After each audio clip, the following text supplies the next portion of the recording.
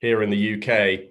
Today is about the future and how we accelerate and digitalize the UK trading system. And I'm delighted to say that it's the global launch of the ICC Digital Centre for Digital Trade and Innovation. The centre is a public-private partnership led by ICC United Kingdom and based in the Tees Valley. And I'm delighted this morning to introduce 4 keynote speakers: the Minister for Brexit Opportunities and Government Efficiency, Right Honourable Jacob Rees-Mogg, MP, the Minister for International Trade, the Right Honourable Ranil Jayawardena, MP, the Chairman of ICC United Kingdom, Paul Drexler, and the Mayor of Tees Valley, Ben Houchen.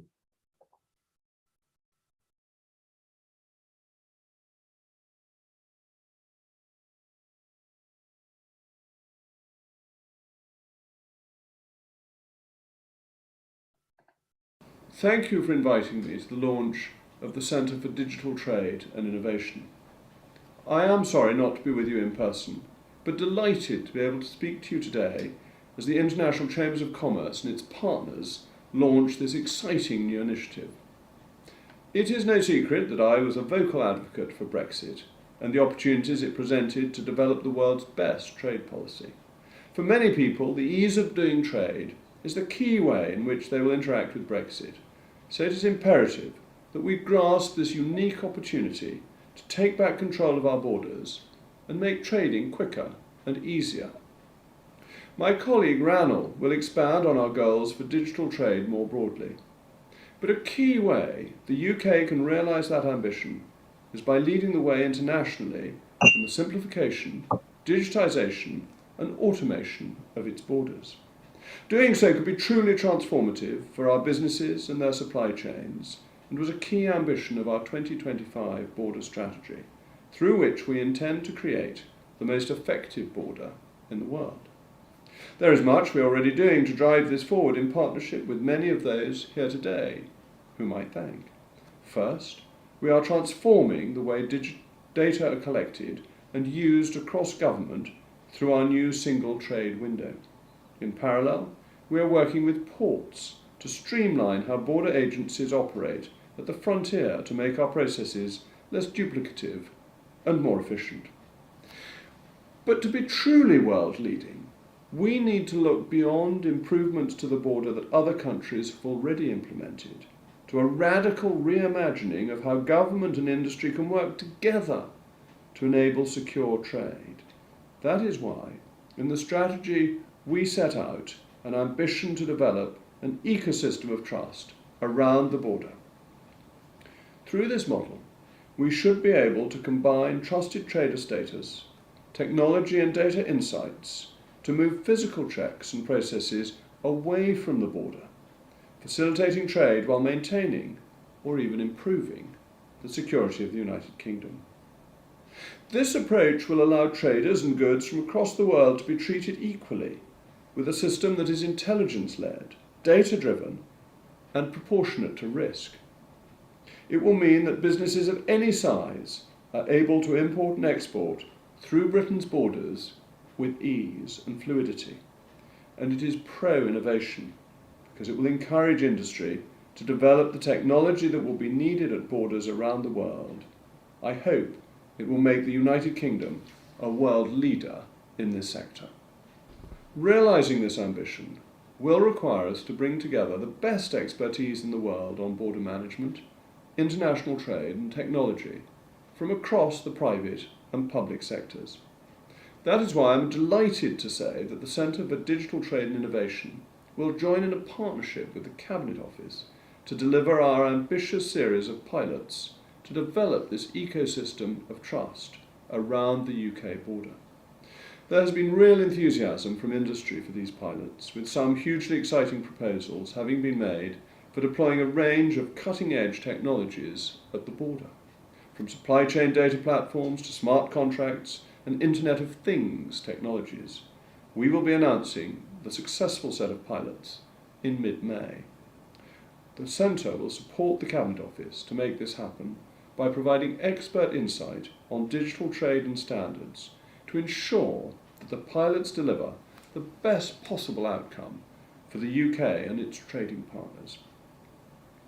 I am full of hope, with the Centre's help, that by the end of this year, we will have a practical set of next steps to building an ecosystem of trust at our border and being the first country in the world to have a truly digital border. Hello everyone, it's great to speak to you all, and I'm sorry I couldn't join you in person for today's launch. It's rather fitting that we're relying on the power of digital technology, in fact, to bring us together at this moment, because digital trade is transforming the way that we live and work at lightning speed, making it faster, easier and more secure than ever to communicate and do business across borders. The Centre for Digital Trade and Innovation will play a crucial role in keeping Britain at the forefront of change in this industry, cementing our position as a world leader in digital trade and an innovation superpower. Digitalisation is pivotal to Britain's economic future as we use our newfound freedom to harness the opportunities arising worldwide, using that newfound freedom to forge new bonds of digital trade with markets around the world. Digital trade is rapidly becoming the dominant form of trade. Britain exported more than £240 billion worth of digitally delivered services in 2020, over 80% of our total services exports, and with cross-border e-commerce sales of goods and services from this country worth almost £120 billion in 2019, the benefits of this digital transformation are enormous. But they will not come automatically. Government and industry must work together to embrace them. As we seek to fully unleash the innovative energy of British free enterprise, with businesses across the United Kingdom leading the charge, we have set out 5 priorities for unlocking these benefits. Securing access for British businesses to overseas digital markets so that firms can invest and operate across borders freely and in fair competition, tackling unjustified barriers to data crossing borders whilst maintaining high standards for personal data protection. Championing the interests of consumers and the use of business safeguards in digital trade. Partnering with other nations to ensure that the rules that govern digital trade are free, fair and inclusive, and developing digital trading systems with our global partners that cut red tape and make trade cheaper, faster and more secure for business. This is crucial because the digitalisation of the global economy is slashing the cost of trade at an unprecedented speed, with the ICC's own analysis showing that digitalising the trade ecosystem could create billions of pounds annually in efficiency savings and additional exports for the United Kingdom, opening the door to trade for many more British businesses, making it easier to secure and do business worldwide, delivering new trading opportunities to people across the United Kingdom, helping to level up our country. However, we cannot achieve this in isolation. Realising the benefits of digital trade requires global solutions with regulations and systems that are compatible across borders. That does not mean we should wait for the answers to come to us from elsewhere. We intend to lead from the front and actively shape the digital future that we want to see. And we are already doing this. Agreeing cutting-edge digital chapters in our new free trade deals with Japan, Australia and New Zealand, and signing a digital economy agreement with Singapore that is one of the most innovative deals of its kind. And we've shown that we can bring other nations together to transform digital trade too. Under Britain's G7 presidency, we rallied our partners against digital protectionism and agreed groundbreaking digital trade principles, laying the ground for even closer cooperation in this field. But we know that government does not have all the answers. Businesses are at the cutting edge of change in this industry, embracing opportunities and adapting to challenges, whether through creating new technologies to overcome age-old obstacles to frictionless trade, or collaborating to develop new standards that support greater global interoperability. Strong leadership from industry is vital, and strong industry leadership combined with targeted government support is even better. Britain has a golden opportunity to act as the global engine of reform and innovation in digital trade, and the Centre for Digital Trade and Innovation will be at the heart of this work. This is a truly global initiative based in the United Kingdom, led by industry and supported by government. It will drive forward practical and innovative solutions across the whole digital trading system, a journey that begins with strengthening the digitalisation of supply chains between the United Kingdom and Singapore, promoting the use of technology and electronic records to reduce the administrative burden of trade between our markets, boosting supply chain efficiency and making trade finance available to a broader range of businesses, bringing together policymakers and industry to harness the momentum unleashed by the DEA. But this is only the beginning. This centre has an instrumental role to play in unlocking Britain's digital trading potential, generating new growth, supporting jobs and delivering prosperity in every corner of our country, helping British businesses of all kinds and all sizes cut costs and embrace the benefits of global trade, keeping us at the vanguard of change in the digital revolution that is sweeping our planet. I look forward to seeing what we can achieve together.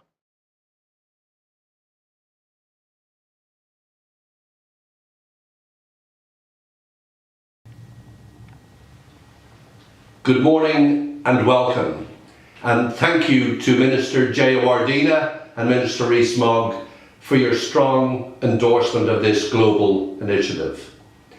I warmly welcome the collaboration and support from the Tees Valley Combined Authority and across central government departments.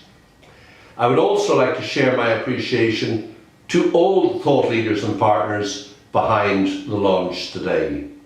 And I would particularly like to commend a unique network of individuals across industry and government who have made this initiative happen today. Nick Davies from HMRC, Chris Southworth, Director General of the ICC, and Mayor Ben Houchen from Teesside. It's this group of people that will put our collective ambition into practice and demonstrate public-private partnerships as successful and something we can be proud of and support. We all want a trade system that is cheaper, faster, simpler, inclusive and more sustainable, where systems can connect to each other and provide more security, where we no longer need paper, where SMEs can participate in trade at lower cost, and where global supply chains are more resilient to the challenges they face.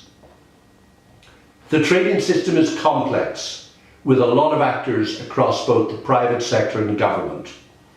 Trade today suffers from being overly fragmented. Laws aren't aligned, cross-border systems and platforms don't connect, and technology solutions cannot scale. Despite all the great efforts to digitalize trade, the system is still over-reliant on paper. This makes trade costly and complex, particularly for SMEs. The ICC Digital Standards Initiative has changed the game at a global level by creating a forum that brings together industry, standards bodies, international institutions, and multilateral development banks to work together in an impartial environment to develop common standards and drive the campaign to modernise and align our legal systems. The recently published WTO ICC Standards Toolkit is a game changer. For the first time, we have a common standards framework to connect trade systems and platforms. To put that into perspective, it's the equivalent to an Apple and Microsoft combined to create a model where documents could move between systems and all the benefits that delivered to our personal and working lives. And we're on the cusp of the same thing happening across trade. Closer to home, the new Electronic Trades Document Bill will modernise English law and remove all the legal barriers to trade documents being handled on paper by the end of 2022. This alone will deliver an 80% cut in trade transaction costs, 225 billion in efficiency savings, 25 billion in SME export growth, and 1 billion in additional trade finance. In context, it's the most significant transformation programme in world trade. The benefits dwarf any existing trade agreements at either a multilateral or bilateral level. There are many excellent initiatives to digitalise trade, all happening in isolation. Too often they've been government-led without private sector at the table. Not just those involved in customs, freight and transport, but the insurers, financiers, buyers and sellers, warehousers, commodity firms and everyone else. In our view, the market failure has been one of coordination and industry leadership. Digitalising is about modernising the trade systems across the board to scale technology solutions to help drive more efficiency, inclusivity and sustainability across the whole trading system. The ICC Digital Standards Initiative has created a global framework, but there's currently no mechanism to enable us to connect initiatives and bring government and industry together to implement the DSI framework at a national or regional level, to help drive the adoption of common standards and connect systems and platforms across the system at scale. The Centre for Digital Trade and Innovation is designed to do exactly this. And I'm delighted ICC United Kingdom is leading this initiative.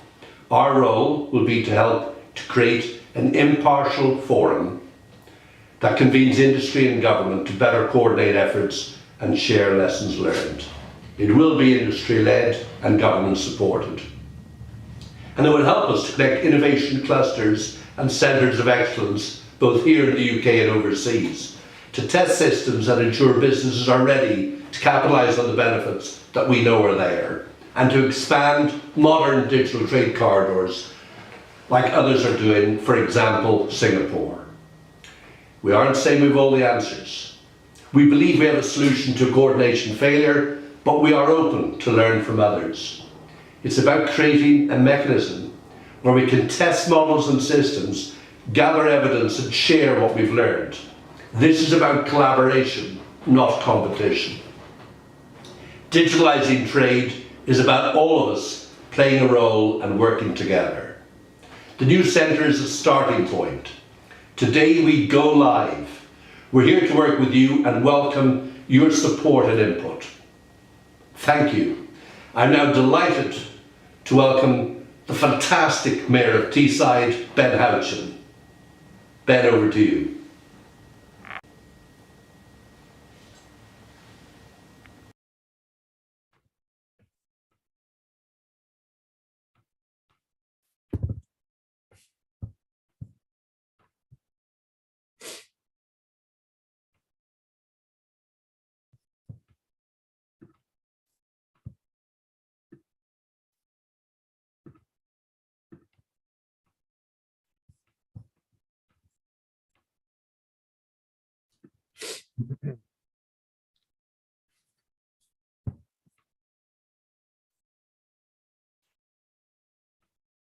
Hello.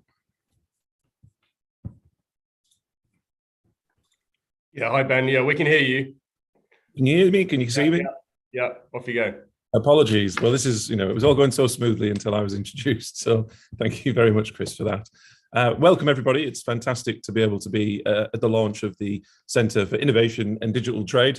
It's been something that's been in the making for many, many months now, and I wanted to start by thanking some really key people involved in this. Firstly, Nick from HMRC, who's been invaluable in their advice and help in being able to set this up, but in particular to Chris Southworth and to Paul Drexler from the International Chamber, who have been wonderful in being able to convene what is an extremely important centre for not just the UK, but for international trade. And we hope, as the UK has in the past, we can help to lead the digitisation of trade globally through this centre, which, from my point of view, I'm fantastically proud to say will be located in Teesside. Now, that doesn't mean that everything is going to be happening in Teesside, but there is a reason that this centre has, in the UK, chosen the location of this local area. One, we've been working extremely closely with the International Chamber, who are a wonderful organisation, as you all very well know. But there are also some unique opportunities that we have in Teesside at this moment in time. Some of you may be aware that last spring, the UK government announced that Teesside would be the UK's first and largest free port post-Brexit, looking to maximise our international trade. As part of the Northeast region, we're already the only net exporting region for the United Kingdom.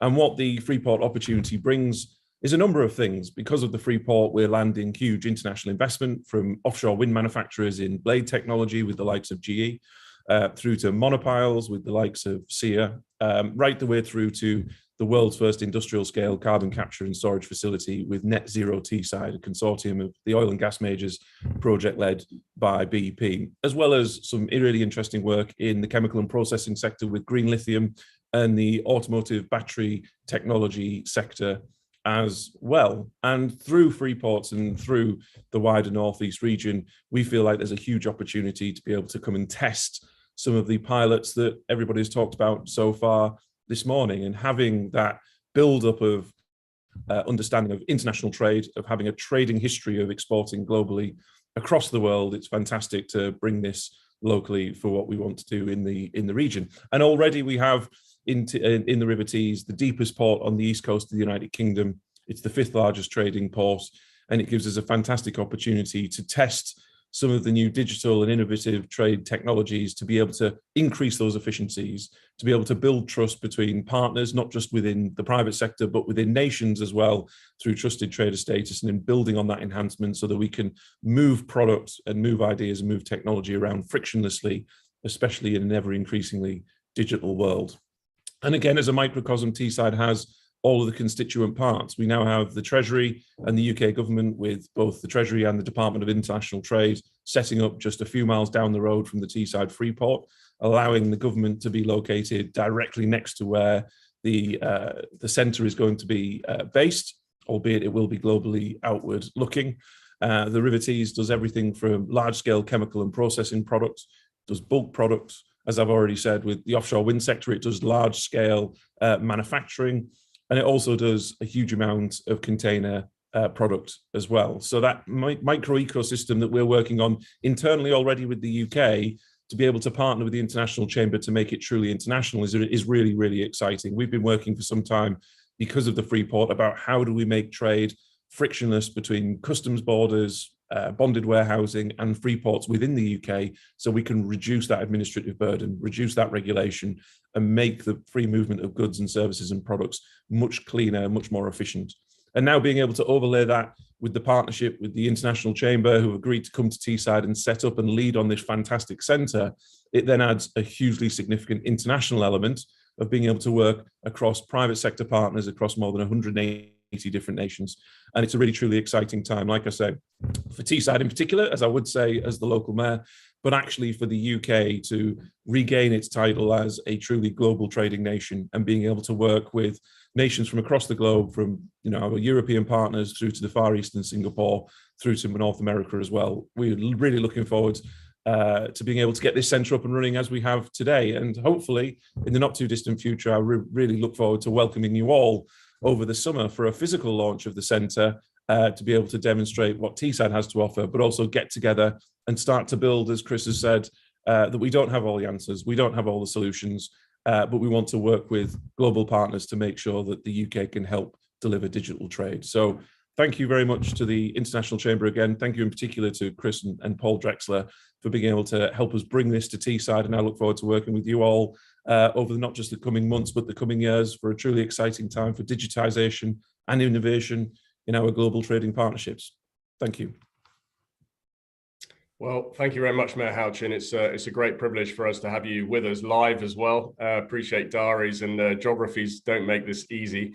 And thank you to all of our keynotes this morning. I think that sets out the context for what we're trying to do here. I'm now delighted to introduce Eleanor Wragg, who's a leading journalist at the Global Trade Review. And I think many of you, if not all of you, probably know already, Eleanor has really been a leading journalist for us on the whole digitalization agenda, and published and launched many of the initiatives for us. So there's no one better to walk us through some of the background to this centre. So if I can ask all the panelists to come on screen, and Eleanor, I'm going to hand over to you. But what we've picked out here is a selection of the thought leaders behind the centre. to give you a feel for, what that thinking is and why are we all converging at this point and launching this new centre. I think after the next 40 minutes or so, you'll get a good sense of, why we are doing this and what the purpose of this exercise is, and importantly, what the benefits will be. So over to you, Eleanor. If I can ask everyone else to come on screen, that would be great. And I'll stay on the panel. Thanks very much, Chris, for that introduction. And thank you again to our keynote speakers as well for setting the scene. So as we've just heard, the ICC Centre for Digital Trade and Innovation, which is being launched today, is a multi-stakeholder initiative, and it's bringing together industry and government to bring forth the digital future of trade. So in this panel, as Chris just mentioned, we're going to hear from thought leaders about the impetus for this centre and their objectives. So I'll just briefly introduce them to you now. We have with us Nick Davies, Director of the Centre for Digital Trade and Innovation, Nolan Gray, Tees Valley Combined Authority. We've got Gaynor Jeffrey, she's the Director for Digital Trade and Telecoms in the Trade Negotiations Group at the Department for International Trade. Ewan McMillan, Head of Digital Trade at the DCMS. Andrew Rowan, Managing Director of Plexal. And of course, Chris Southworth, who, as you know, is the Secretary General of ICC UK. So thank you very much to all of our panelists for joining us. I'd like to get from all of you some quick thoughts really about your objectives for C4DTI and what problem statement it's addressing. Nick, as the director of this centre, I'll start with you, please. Thank you, Eleanor. And I think we got a very good impression from the keynotes that we've already heard about how important some sort of coordination role is for the development of the UK's ambitions to deliver on the world's most effective border, and that ministerial support is really quite significant. Just wanted to confirm today that I speak as the director of the new Centre for Digital Trade and Innovation, and not as the for or on behalf of the department, HMRC, just so that's clear with everybody. I think this is a huge moment, and I really can't underestimate the importance of what we're hearing about today. And if I may just provide a little bit of government context, John Glenn, the Economic Secretary to the Treasury, this week was also talking about new technologies and how the opportunities to use things like distributed ledger technology could really help with customs and international trade. So there is a big degree of ministerial support at the highest levels for what we are doing today.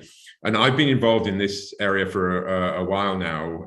I've been running something called the Reducing Friction in Trade in an international trade project within HMRC. And we've successfully shown that this sort of collaborative approach can work. And I'm always really quite enthused by the amount of goodwill there is out there in industry to work largely unpaid with policy people and with government officials like me to try and advance the agenda. And we really need to tap into that. I think there are lots of proofs of concept, lots of pilots that are done out in the real world, but they don't really go anywhere. Everyone says, oh, that wasn't that good. They reach some good conclusions and they move away. And I think that's an issue for the UK. Other jurisdictions have mechanisms where that can be coordinated, and this is the gap that the centre is designed to close. We're not just starting this from scratch. There's been a lot of work gone on in it with Chris and the ICC, with Andrew and Plexal, with Nolan and Ben and his team in the Tees Valley, and also with Teesside University, who have produced a report for us. Professor Michael Short and his team have provided that with us. So we're on solid ground. But just to sort of say why this is new and different. First of all, as Chris has mentioned and as Paul has confirmed, this is about standards, the application of standards and interoperability between the platforms that we know are developing out there. If we can't get those platforms to talk to each other, we are still in the business of juggling things and not realizing the true digitalization benefits. It's about legal applications too. I can commend the recent report from Law Tech and sponsored by Sir Geoffrey Voss, the Master of the Rolls, where he advocated the UK as the jurisdiction of choice for international trade, and where English law is ideally suited for the application of smarter legal contracts, so that we can digitalize quite a lot of the intentions of the parties to international transactions. The centre will also, because I would still be maintaining a link with HMRC, I think we can ensure the link between policy thinking and technology. This is crucial. The two sometimes don't necessarily get informed by the other. And I think what could become a product of the centre would be richer policy and technology outcomes for the unification of those two things. And the other thing we're going to do is do stuff. This is about testing. This is about proving. This is about making mistakes too. There will be things that won't work, and we need to know what doesn't work as much as we do what does. And I think that way we can coordinate the efforts. We can work with the ecosystem of trust work that Cabinet Office are doing, as Minister Rees-Mogg mentioned. We can coordinate with the work of things like the catapults as well, who are also active in this area. And of course, we can make the most of the innovative stuff that is going on in the free ports themselves, both in Teesside as the nucleation of it, but also out to the other free ports and indeed other ports of entry into the UK. So it's really exciting. But I would also stress, as I think Paul said, we don't have all the answers. We think that getting going is important, even though we don't have all those answers. And we hope that the people on this call and people of goodwill generally in the trading community will join us in this journey, the first step of which is we are taking today. Thank you. Brilliant. Thank you very much, Nick. That's a great introduction. Gaynor, I'd like to hand over to you. I think particularly some of the comments from the Right Honourable Jacob Rees-Mogg about sort of the UK's trading ambitions, and that's very much been sort of, within the sphere of influence, right, of the DIT. So tell me a little bit about the opportunities there with this centre. Yes, definitely. I mean, digital trade is such a cross-cutting issue. It's hugely important for us as a department and as a government. It's really kind of got such an ability to transform the way we change and really kind of open trade to the whole of the economy, really. I think originally it was sort of seen as something that was just sort of tech companies, but now we sort of have this, really common shared understanding that it's so much more. It's about everything we do. It's about all the way we trade. So from DIT's perspective, as the Minister set out, we have Secretary of State, the first thing she did when she was appointed was publish her 5 objectives for digital trade: open digital markets, free, open and trusted cross-border data flows, digital trading systems, consumer and business safeguards, international cooperation and global governance. And of course, this centre sits firmly within the idea of both the digital trading systems, but also crucially international cooperation and global governance. So we're really keen to see what how far we can push this, how far we can continue to kind of demonstrate our leadership, both obviously domestically in terms of kind of getting more businesses to trade, but also internationally. It's really important that all the trading systems across the world can work together. What we see at the moment, as we know, are some underdeveloped digital customs and logistics processes, barriers to interoperability between different systems, and the limited availability of certain digital services. So we really want to work closely with international partners to address these barriers. And what's exciting is there's such a huge amount of interest in this area right now, and a growing number of conversations taking place domestically and internationally. And I think this centre is really crucial to bringing some of that together, hopefully bringing most of it together so that we can get a really kind of coherent approach to this. And from DIT's perspective, it is something we're increasingly look to promote via our programme of free trade trade agreements, but that's a kind of, I would say, quite a narrow lens. We don't just view it through the FTAs. We've made some wonderful progress with them. But what the FTAs do is set up a network of international dialogues, committee structures and cooperation with our free trade agreement partners. We also have dialogues going on with other partners in other countries we haven't yet got free trade agreements with. And of course, we're heavily involved and jointly with DCMS in e-commerce negotiations in the WTO. So it provides an opportunity for us to kind of inject some of this kind of thinking into those international and multilateral kind of conversations. I think moving forward, we really need to kind of make sure that we're kind of driving that really strategically and really kind of hitting the kind of the issues that matter most, where we can really make the most difference, because there's a huge area, and hopefully this centre will help us to focus in on what are the really key things that we need to prioritise with those international relationships to drive it forward. Fantastic stuff. Thanks, Gaynor. Ewan, over to you. So what I think has been quite interesting, your department, the Department for Digital Culture, Media and Sport, you've been doing a lot to sort of champion digital trade. And I wanted to get a feel from you about what this centre signifies about your approach and the interlinkages that there are between digital trade and other sectors. Thank you very much, Eleanor. Good morning, everyone, and yeah, congratulations to the ICC and the Centre for today. It's a fantastic achievement. I think I'll just begin by talking about how digital trade isn't just about trade facilitation through digitizing customs administration. It's about ensuring that domestic laws and regulations are conducive to the private sector using new trade enhancing technologies to conduct the business across borders. So that's things like digital identity, electronic contracts, electronic signatures, electronic transferable records, etc. So some of the more business to business technologies. And these require laws and regulations to be in place to facilitate them. And that's what DCMS does as the Department for Digital. So we have a lot of work that we are putting into ensuring that laws and regulations are trade conducive. But in order for them to be trade maximizing, it requires three things. It requires foreign laws and regulations in other jurisdictions to also be in place to facilitate trade.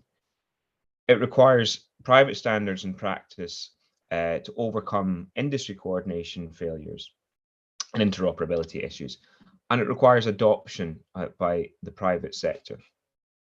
So my team in DCMS, we lead on these things. So as Gaynor's mentioned, in conjunction with DIT, we negotiate free trade agreements at the WTO on these issues. We also, in my team, we oversee a network of digital trade policy officers on the ground in 10 countries in Latin America, Africa, and Asia. And we are reforming the law on electronic trade documents to make sure that the UK law is conducive. So for all of that, we can do the government side of things, but we ourselves, we aren't traders. We don't live the everyday experience of exporters, logisticians, trade finance specialists, etc. And so in order to galvanize the private sector to overcome some of these industry coordination failures and to adopt these new technologies, we need some trusted partner that can bring together different industry players to coordinate. But also for us, when we're looking to the future and what we do next in our free trade agreements or new domestic initiatives, or through many of the dialogues that Gaynor's mentioned, we really need to hear from industry what it is that we should be focused on. And I think that's a really important role that Nick and the Centre can play, is to channel the views of many different industry players to us in government to think about what next steps we can take. So really looking forward to both, I think, the pilot initiatives to really work on the things that we've already reformed today, but we need to see industry get over some coordination failures and also adopt, but also to hearing about the messages to us on what we should be doing next.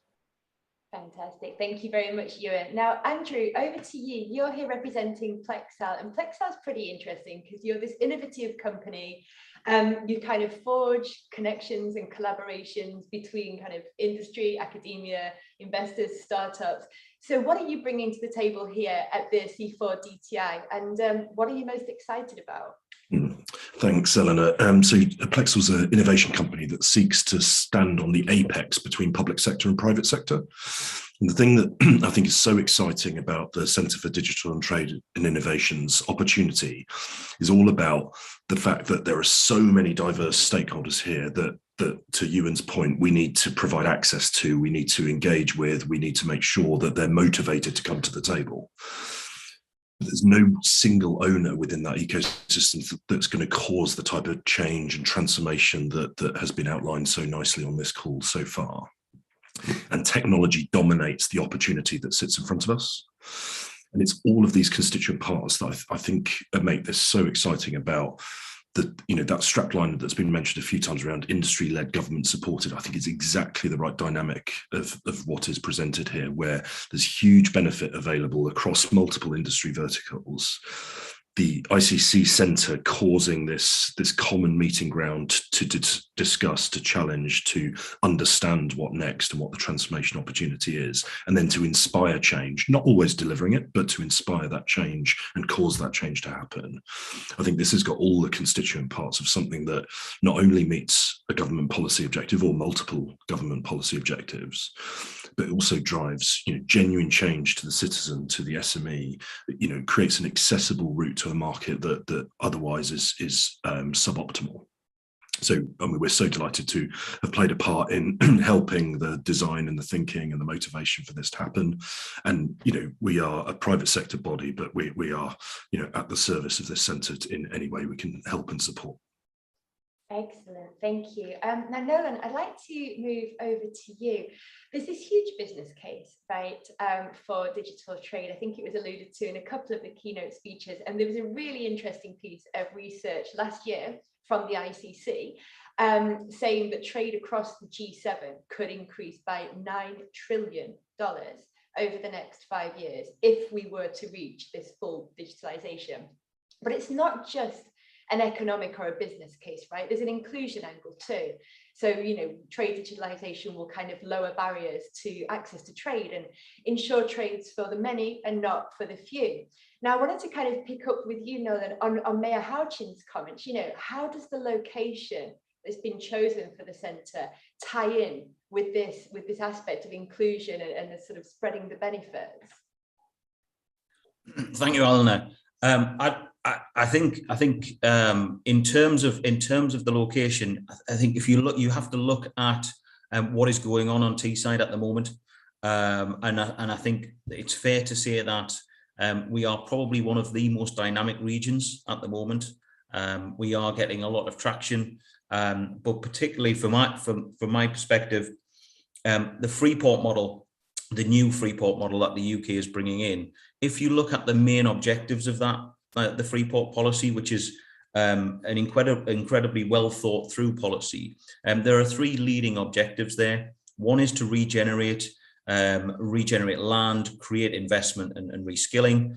The next is trading hubs, trading environments, really particularly around the SME community as well, and clustering effects. And the third is around innovation and making sure you use the innovation ecosystem. So from a Teesside perspective, we were announced in March, and we took what was a policy and a theory, and we were able to deliver the very first and largest Freeport in the UK less than 6 months later.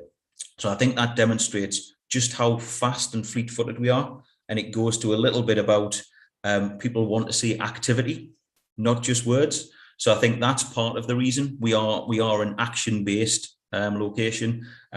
As Ben kindly alluded to, we also are the 5th largest maritime cluster in the UK. So we already touch an awful lot of industry, and we're a net exporter as well. So the region itself is a net exporter. So we already have lots of trade relationships, which will be essential as we look at some of the trial mechanisms that the Centre for Digital Trade and Innovation will look to develop from.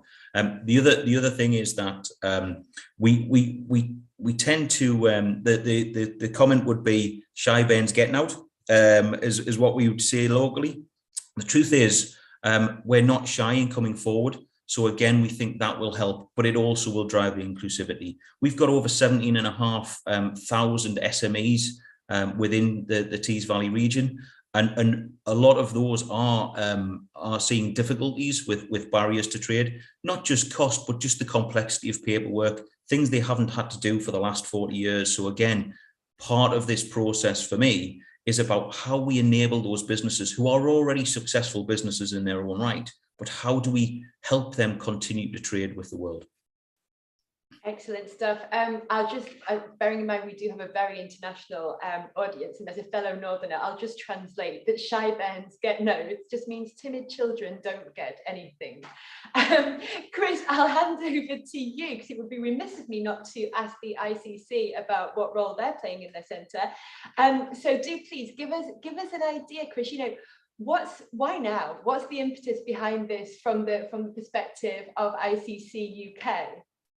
Yeah, I mean, just to start with on the global perspective, you know, 100 years ago, 5 business leaders came together to put a framework together for international trade. That was after World War I. And one of those business leaders was the chairman of NatWest Bank here in the UK. And what followed from there was all the rules and guides that you see available through ICC for international businesses. And what we're doing now is just bringing trade into the new era of digital trade. Again, setting new standards, setting new rules, and enabling trade to fully digitalize. So it's very fitting, I think, that ICC is involved in this initiative, is helping lead the initiative. And at global level, the ICC Digital Standards Initiative has already been mentioned, has really changed the game. It's created a forum and a mechanism, a neutral forum, for all the different actors in trade to come together to set common standards. That's never happened before, at least not in 100 years. So it's a real game changer. The new ICC WTO standards toolkit is really, it's going to help us for the very first time connect systems and platforms. We know that the benefits of that in our consumer lives and our normal lives, but we, you know, in trade, it's very antiquated. And so this is going to see a dramatic transformation. So I think that's really fitting that we're now looking at, you know, what's the mechanism at national level, at UK level, and how can we be an exemplar in the world to share lessons, test systems, and modernize the trading ecosystem, and do that in collaboration with the rest of the world. I think the timing of this is perfect. There's been an enormous amount of good initiatives over the last 10, 20 years, particularly in areas like customs and trade facilitation. But I think we have to be honest that, you know, those efforts, and banking and finance as well, you know, trade facilitation isn't the only area where we've seen good, really good efforts. And in a way, I would argue that any effort in digitalization is a good effort. But I think we have to be honest that it hasn't led to the transformation of the trading ecosystem as we had wished. And I think that's happened for a couple of reasons. First of all, we haven't had that sort of connectivity across the initiatives. And so the initiatives are happening in their own spaces, and we haven't had that sort of amplification effect to get traction across the whole system. So I think the centre, like the DSI at global level, is, you know, sitting in that pocket, creating an impartial forum where government and industry, companies of all sizes, all sectors, all actors in trade can come around the table and say, how do we do this together, share those lessons, and create connectivity? I think that's a super important part of this.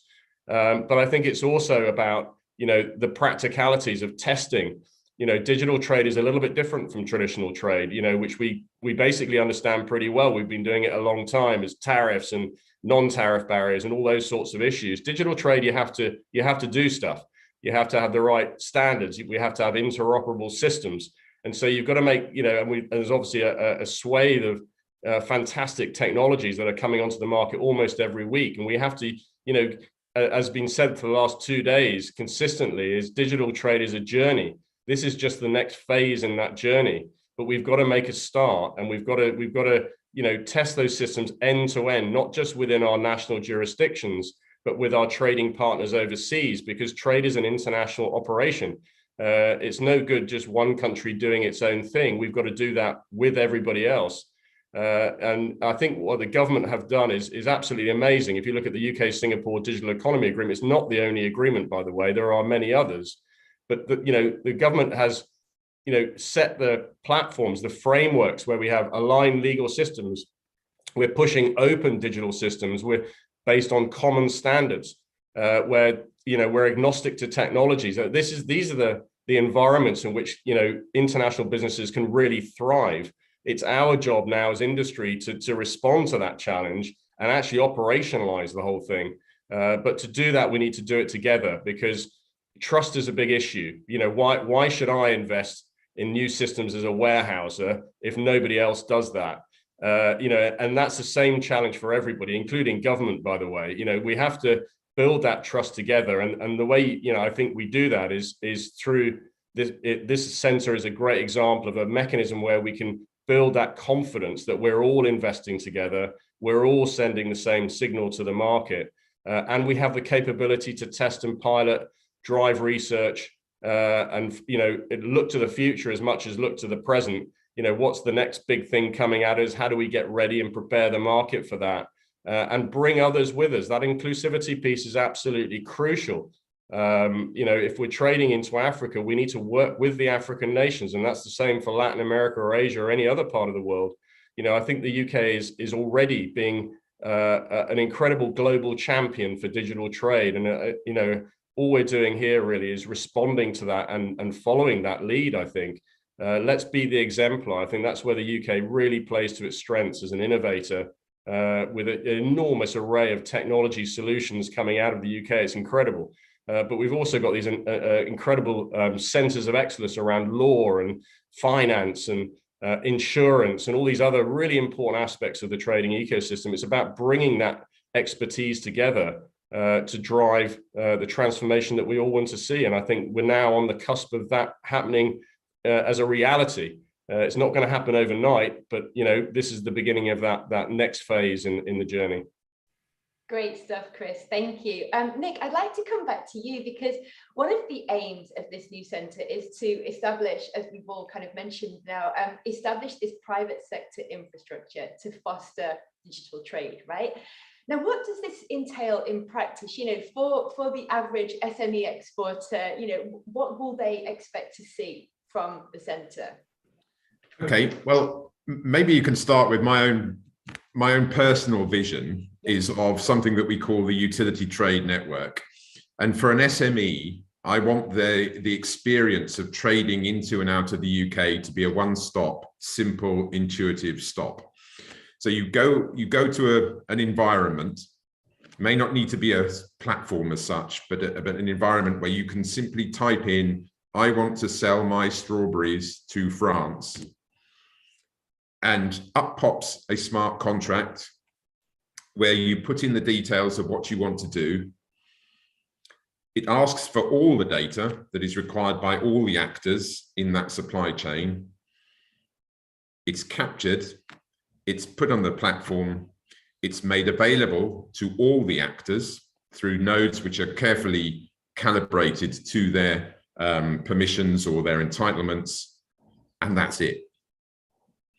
All the phytosanitary stuff, all the legal stuff, all the customs stuff, all the commercial stuff, all done in the same area. No repetition, no duplication of the data, no series of relationships of trust between shippers, insurers, lawyers, food standards agencies, and so on, but all done within the same environment. Now, that's easy to say, but we've got a long way to go, and we need to show that those sorts of things can be done safely and securely. I absolutely understand why an SME, well, if I made that suggestion to an SME, they would say, why would I want to give my data to anybody that I don't have to? How can I safely get involved in this? What's all this blockchain distributed ledger stuff? I don't understand that. And in many ways, they don't need to. It's just like you don't need to understand the protocols that underpin the internet. What you need to know is that this can be done safely, and that if you use this mechanism for running your trade, then you will be compliant and all your obligations will be fulfilled. Now, we're not going to get there all in one go, So we must do real life pilots. We must do real life pilots that are open, and we must do real life pilots that start with the requirements of the traders themselves, not with the millions of people who are involved in the intermediary processes. Because if you start there, we'll just get those intermediary processes improved without asking, do we actually need them? You know, is there a better way of delivering the policy that you are currently responsible for through those processes in a digital world? So that's really what it is. And I think we are hoping that in the same way that the ecosystem of trust pilots are almost self-generating and self-financing, they will come to us and say, we want to do this pilot over here, but we want to make the most of your experience and your links into other areas so that we can avoid pitfalls that have already been established, make the best of good practice that's already been established, and really leverage the overall efforts. And I think if we do that, and it's relatively light touch, it's not a big thing, we certainly don't want to bog down any of the innovation through unnecessary bureaucracy. But I think if we can provide that layer of coordination and standardization and feed into the sort of policy design agenda as well, we could really leverage all those efforts, which, as Chris say, are fantastic. Excellent, thank you. Ewan, I'd like to kind of bounce that over to you, because Nick's referred there to, you know, there's a very fragmented landscape that currently exists, right? There's this embarrassment of choices, and it's very difficult as an exporter to know where to begin. And honestly, as exporters just want to do business. They just want to get things done. They don't care, you know, what it runs on. As Nick said, you don't need to know what protocols underpin it. What is happening here with this centre to bring all of those digital islands, those sort of fragmented bits of the landscape together? How do you envisage this? Yeah, I think it's a really important point. I mean, businesses just want to get on and do business. And they have been able to do business across borders for hundreds of years using paper. And people have built up a lot of trust in that paper system. And the benefits to them of switching to digital are theoretical, because it requires coordination failure, but it also requires people to give up trust in one system and develop trust in another. And that's not easy to do.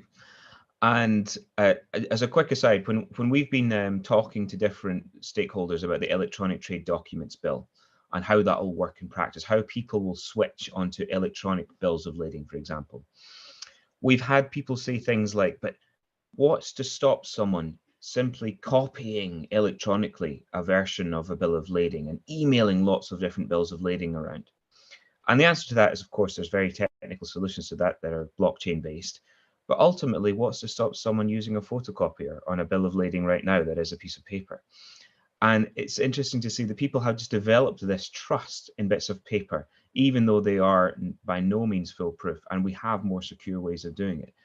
And I think getting the centre to engage in pilots that are able to demonstrate to the market that they can have faith in these new systems, these new digital systems, particularly small businesses that aren't going to be the people who are willing to take the risk themselves as that first mover. I think that's critical.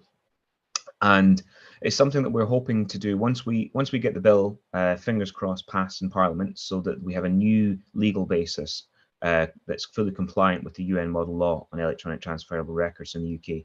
We want to be able to pilot a few transactions to be able to show the market you can do it. It works. Don't be afraid of it, because there is that sort of inertia that needs to be overcome. We can't do that as government alone. I think that's exactly the role of the centre in this space. Thank you. That's very, very insightful stuff. Chris, I'd like to kind of bounce back over to you, because we've been mentioning throughout the course of this conversation pilots and research and conversations that are going to be had at this forum. And I've spent several years, as you know, sort of covering trade digitalization, and I speak to a lot of corporates, SMEs, and what I often hear from them is, look, we don't want to hear any more talk. We don't want to see any more pilots. We know it works. We just want you to bring it to us and make it work for us. So how do you sort of marry that together with the activities of the centre? Well, I think, those who are very close to this environment kind of get it, but there are also an awful lot of companies who don't. I think every sector is very diverse. We were talking to two big warehouses, Coca-Cola and Pentland Brands, just a couple of days ago, or yesterday, in fact. That's the top end of the sector, massively sophisticated operations. But, at the other end, you've got very low tech, time poor SMEs who are also part of the system, and they need support. This is one of the reasons, and we should mention there are other partners who are not on the screen today, but playing a really important role. The British Chambers of Commerce is a partner to the centre. Why are we working with the British Chambers of Commerce? Well, because they're in every town and city in the UK. They've got the lion's share of the trading community, particularly that mid-sized business community, in their network. It's really important that we work with the chambers to kind of talk and engage and listen to what they're saying so that we can get that intelligence in and say, okay, which bit of the system do we focus on next? Which bit of the system do we make easier for them? That's really important. Training is important. So the Institute of Export is a training partner to the centre. So we're already designing training programs on the standards toolkit so that we can get into that SME base and actually just walk through, what are the standards to begin with, but which standard do you need to use in which part of your system? And we've got to do that in the context of businesses running businesses. Digitizing one document is a tiny part of what a business does, and we've got to accommodate and adapt to their environment, because ultimately it's about them, not us. Our job is to make sure that environment at national level and international level is as easy as possible. Because you mentioned the G7 business case, which you're right, the numbers were enormous, but I think perhaps an even more important report was the Commonwealth report that was launched last Friday, because that for the first time demonstrates and validates this is not just for the big economies, this is for the small economies too. In fact, actually the gains and benefits are bigger for the smaller economies, where sometimes trade costs are higher than the value of trade. In other words, why trade? It's going to cost you more than it is, in terms of actually getting benefit. We've got to tackle those issues, and digitalization is an enormous enabler to achieve that objective. So I think, some are closer to it, but we've got to be very mindful that there's an awful lot of companies out there across the country and the world who need some support. And that's, I think, part of our job.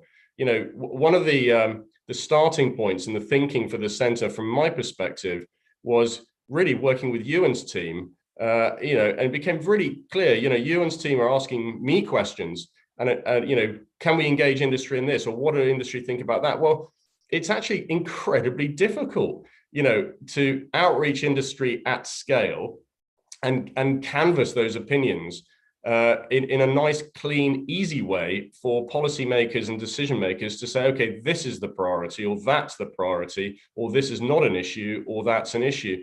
It sounds really simple, but it's a real problem. That fragmentation makes life really difficult. It makes it difficult for industry, because don't forget, industry is not homogenous either. The private sector itself is incredibly complex, both at sectoral level and more generally. So having a sort of single point of contact, a one-stop shop where you can just pick up the phone or drop an email. So look, we're interested in X subject. How do we move forward on that? I think the centre can really help everybody. It's not about duplicating what everyone's doing, far from it. It's about helping enable and empower the initiatives that are already there, building on them, and then saying, okay, where are the gaps? What else do we need to be working on? And then having a mechanism in which to kind of point the resources in the right direction so that we get a consistent approach, particularly on the adoption of standards. It's really, really important we adopt those consistently and we adopt them at scale, because Ewan is completely right. We're going to be living in a world of mixed paper and digital for quite a long time before the whole world goes digital. So we need to have the systems that can operate in that world, but try and move to that digital system as quick and as fast as we possibly can. And if you can do that in a country like the UK, it has a tremendous impact on everyone else around the world as well, in a positive way. we're not the only ones looking or having multi-stakeholder forums. The Germans, the French, the Dutch all have multi-stakeholder forums.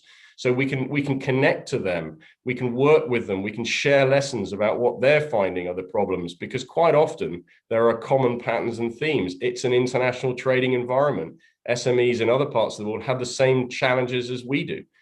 Just because we're a G7 economy doesn't mean that an SME in a part of the region of the UK isn't struggling with the same issues as somebody in Latin America or Asia or any other part of the system. So, this is about working together to solve that business environment and just make it more easy for everybody. At the end of the day, it's all about that.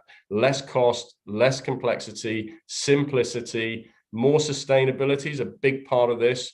It's about creating the systems that generate the data we need to monitor and manage sustainable trade so that we create the right incentives. We have accurate data telling us what's sustainable, what's not sustainable. That's all part of the benefit of digitalization, but it won't happen unless we coordinate it well. That's the key. And that's, I think, the market failure here. I think that's really important, Chris. And I'd like to just pick up on the point that you made about that international connectivity and collaboration and hand it over to Gaynor, because I think it's a point that's worth belaboring a little bit. Because I think a lot of the discourse and the narrative has been around, the UK being a global leader on digital trade. But I know that from your perspective, this isn't a competitive thing. It is a collaborative. It is a collaborative thing. So what are you doing to ensure that this is truly an internationally collaborative aim and it isn't sort of the UK trying to push its way ahead? Yeah, thanks. Definitely really good point and really good question. For us, being a global leader doesn't mean being in competition with others, because clearly the fragmentation of digital initiatives is one of the key risks when it comes to our ability to reap the full benefits of digital trade.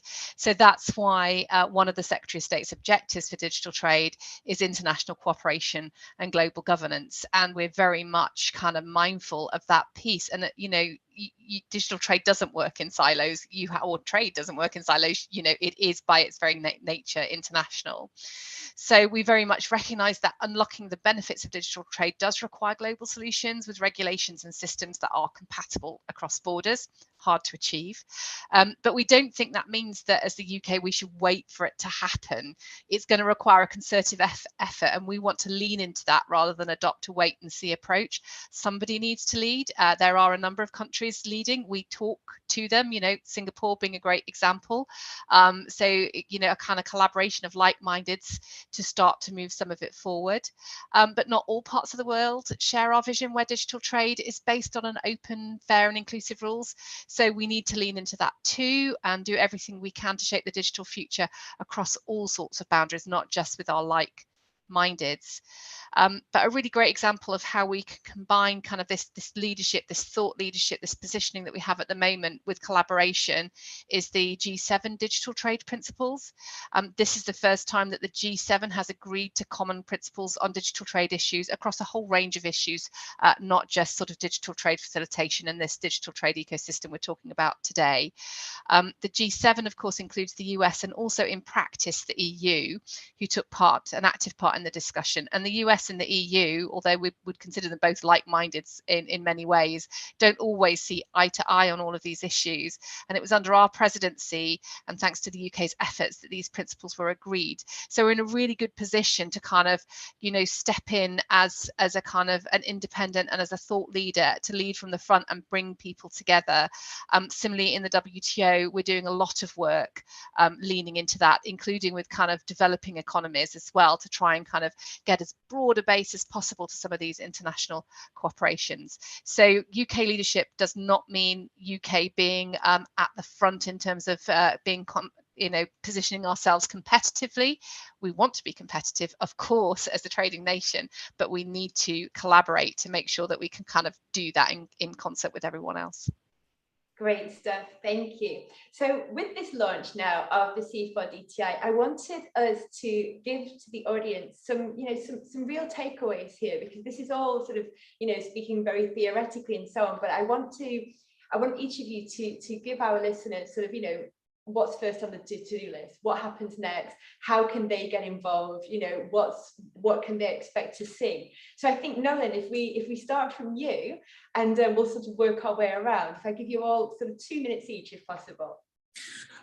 Thank you. I mean, for me, I think, as has been spoken about throughout this piece, this is industry-led and government-supported. So ultimately, the industry need to enunciate what those problems are, what the issues are that we then need to work on. So we're in a great position that there are several trials that we are thinking about already, which are coming through things like the ecosystem of trust and some other workflows. But ultimately, we need industry to come to us and tell us really what are the issues. And when you get a coalescing of those issues, then that leads to a workflow that we can then really, really work with. But equally, it's not just what's the problem, what is the solution as well? You know, it's very easy to say this barrier exists, but it's what's their thought process that the solution might be, because then we can really work together and they will engage back with us to say, well, how do we then develop those solutions? And that's industry. When I talk about industry there, that's not UK based industry, that is the global industry. You know, what is it that is stopping something coming from Singapore to the UK and vice versa? How do we get involved? How do we engage? So hopefully that's a generic. And then ultimately the real benefit we do have is we've got test bed locations. Because typically where these do mean changing laws or changing rules, you can't do that at a national level, but you can do test and trial corridors. So through the UK Freeport mechanism and potentially other partner locations internationally, we actually can establish trade corridors where we can trial and do real testing of real life trade facilitations. That's incredibly exciting stuff. Andrew, over to you as a convener.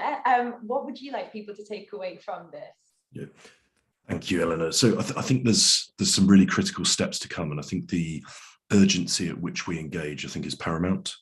So I think the first step is, as Nolan has iterated, to bring together this broad ecosystem of actors. So, you know, the sectors that are relevant, the public bodies and departments that need to engage, bring them together and create that mutual gain and the reason for the network to be so powerful.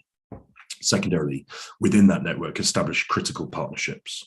So those leaders, those major beneficiaries that are going to derive huge value from this activity, let's get them to the front and let's allow them to help us lead them to the answer.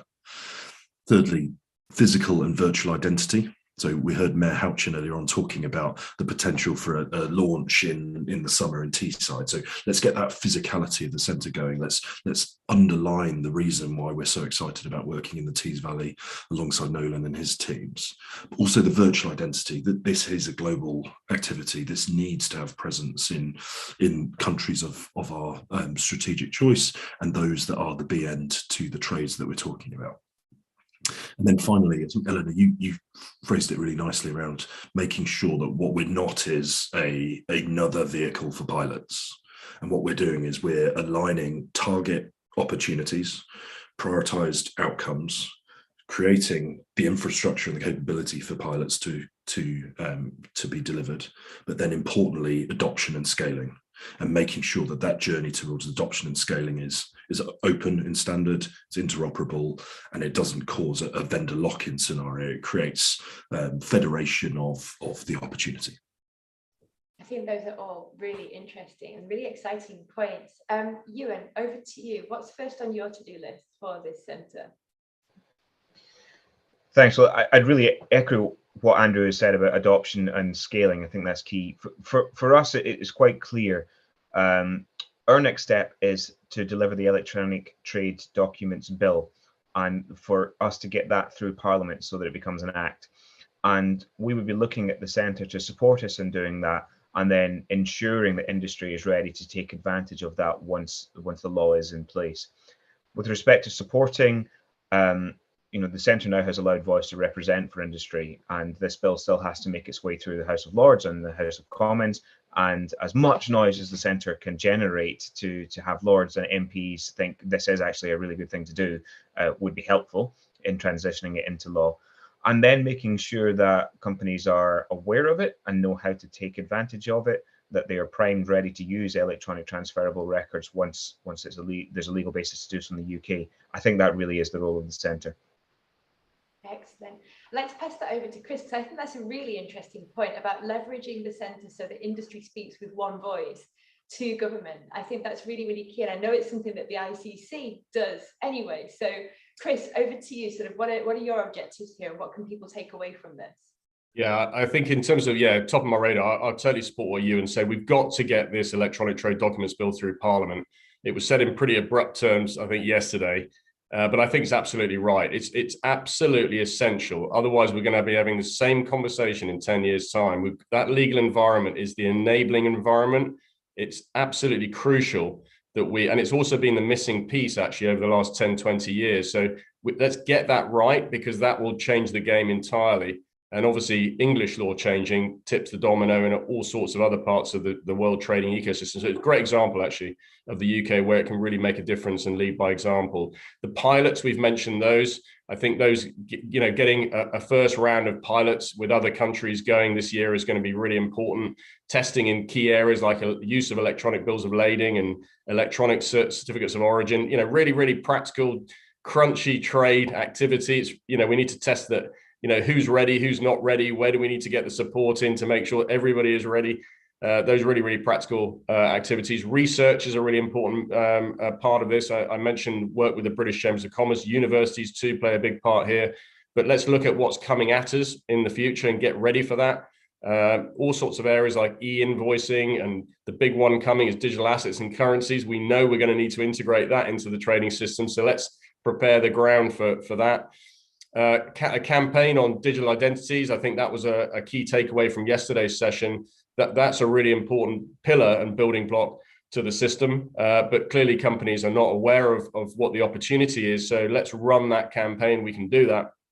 Training, really, really important. That's I think one of the bedrocks of making sure that we have the basics in terms of education and awareness, especially for SMEs.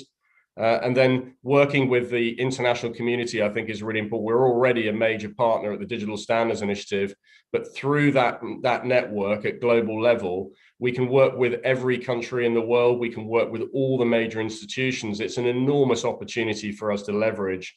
And in our case, we're co-chairing the Legal Reform Advisory Board. So we're not just supporting, we're helping lead the activities. That's something to be very proud of.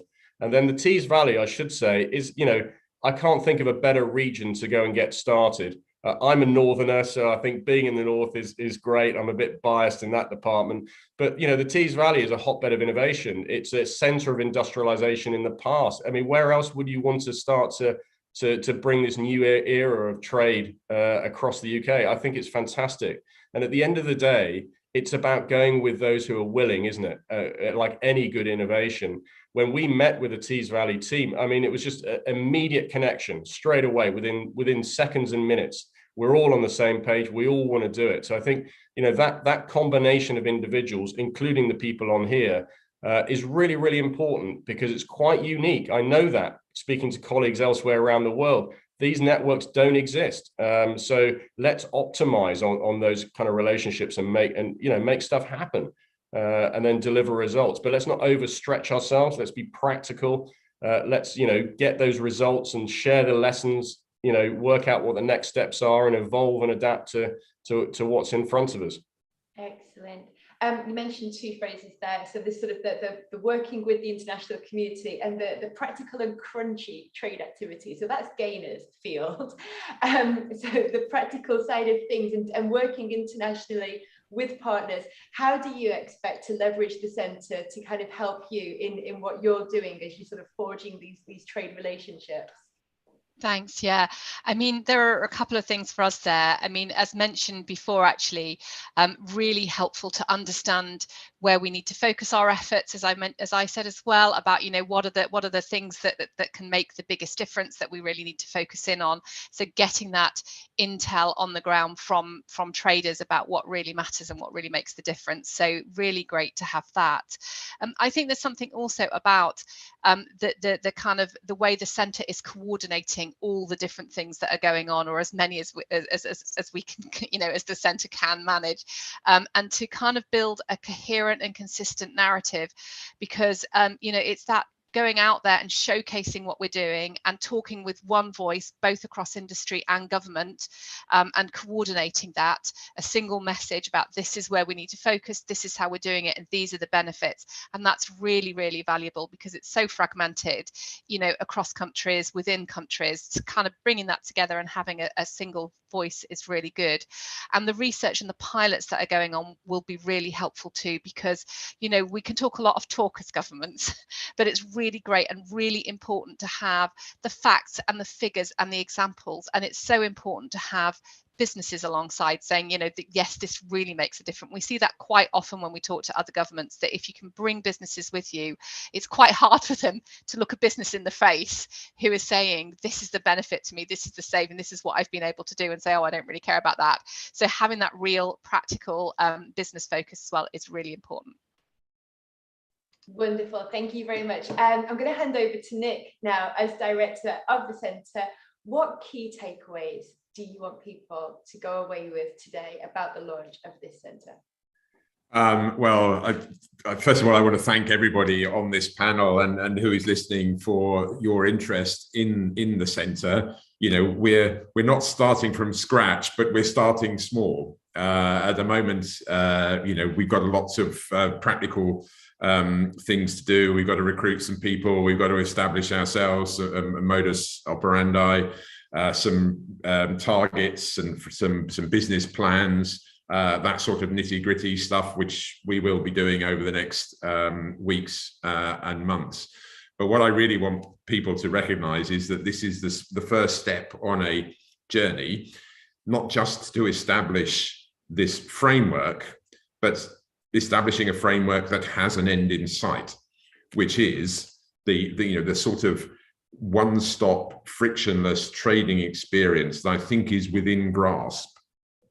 The technology is there, the data techniques are there, the legislation is there. It seems to me that the ministerial and political will is there. We just need to put all that together and push it in the right direction. The model I quite often think of is the Dutch blockchain coalition. They started about 4 years ago, and actually they did it on the basis of a report that the UK government did, the original Sir Mark Walpole report, which I just happened to be involved with. But they started with a speech from their finance minister and €2 million. And they said, we're not quite sure what we're doing, but we know we've got to do something.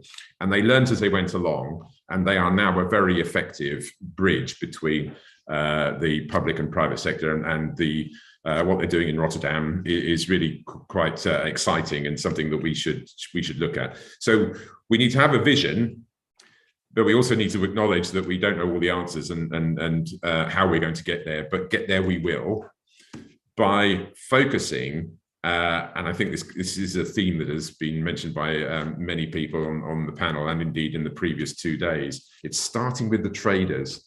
You know, there are an awful lot of us who are involved in the bits and pieces in between, somebody wanting to buy something and somebody wanting to sell something.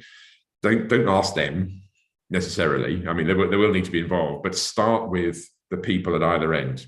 They're the ones who know.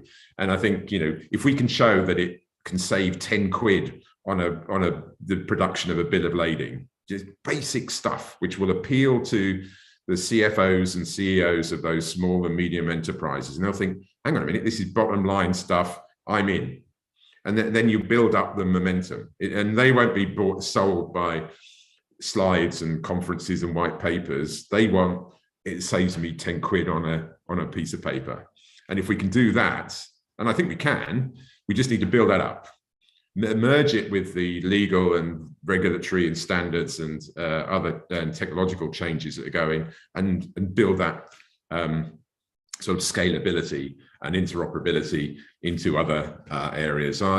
You know, there seems to be such a good source and wellspring of goodwill, interest, remarkable willingness to collaborate as well. I think industry is beginning to recognize that in a world where we need more sustainable, more transparent, and more accountable supply chains, not just because there are things like global warming and political uncertainty, but because commercially their supply chains are insecure. Some of the recent events have demonstrated that. They are beginning to think they must collaborate more without necessarily compromising their competitive position, but doing the basics so that there is that secure platform upon which they can then do their commercial stuff. Now, that's a very valuable resource, that willingness to collaborate, co-competition, or whatever they call it. We can tap into that, get people around these individual propositions, start small, start specific, but build out into that overall vision. And I think we could really make a big difference, and quite quickly too. I think that's a very, very strong message for us to end on. I think this has been a really exciting panel. I think that the excitement is actually almost palpable. It is great to see industry, government, all of these different stakeholders coming together in such an open and participatory way, and look forward to seeing progress as we go forward. So I'm going to hand back over now to Chris, who is going to provide us with some of his closing comments. But before I do, I just wanted to thank all of our panelists for being here today, and also thanks to our audience for joining us. Thanks very much. Thanks very much, Eleanor, and thank you to the panelists. So, today we go live. The centre is operational as of now. So I think that's a really important point. Let's continue the conversation. This is only the beginning. So let's continue the conversation on LinkedIn and through our channels and mechanisms that we talk to each other. Please do support us. I think that's an important message to put out there. And also, come and work with us. Our door is open. We're willing to work with anybody who wants to work with us, whether that's at local level, national level, regional level, or international level. We're open to those partnerships. In fact, we need those partnerships, let's be honest. I'm also really excited in a way in the international context. Of course, the world trading system is pretty fractious right now. It has been for some time. But at technical level, and trade is a technical business, we are actually around the table with our Chinese colleagues, with our European colleagues, with our US and North American colleagues, and everybody else in between. We are there, we are working together, and that's a really important message. We can make progress, even though we understand there are big challenges at macro political economic level. We can still work through many of the practical challenges that SMEs face. So I think the centre is a great mechanism to keep that progress moving forward while everybody figures out the bigger challenges that are out there in the world. So I think that's a really important message. Let's look forward to getting up into the Tees Valley. I think that's a really important part of the next phase during the summer, and really support the work that we've all talked about. I should mention a few of the other partners. Teesside University are going to be playing a key role here on the research side, particularly. We've also got Deloitte. I'm delighted that we've got Deloitte and Andrew helping us, because ICC, we're good at the policy stuff, but we need support around the nitty-gritty of program management and the innovation ecosystems. That's where I think Andrew and Deloitte really give us that sort of horsepower to actually manage what are quite complex programs with everybody. Between all of the partners, we have an enormous amount of capability, but in truth, we want to partner with everybody. And we certainly want to have an inclusive network of anybody and everybody who has an interest in digital trade. The bigger that pool and network that's connected, and we can help connect that pool, then the faster and quicker we can move, the faster we can canvass people's opinions about what's important and a priority, the quicker we can prioritize activities and make sure that what we're doing fits the priorities of those SMEs in the system. That's got to be key to all of this, that they're really leading and driving from the ground up, and we're responding and trying to push away those barriers both now and in the future, so that trade actually does get cheaper, faster, simpler, more secure, and more sustainable. So, I'll close on that note, but I'd like to say a huge thank you to you, Eleanor. It's a great relationship that we have with you, and I really appreciate, the depth of knowledge that you have in this topic. It's not easy, actually, for anyone who's not in it. Trade is a pretty technical business, so really, really value that relationship. And certainly to everyone on the call and to our keynote speakers, it's been a great launch. It's the beginning. It's the next phase in digital trade, and I think at worldwide level, if the UK, us, can step up and play our role like we did 100 years ago, then let's do it. I think the UK has a lot to offer. I think we're great at this kind of thing, innovating, testing, and sharing. I think we've got a long history in that space.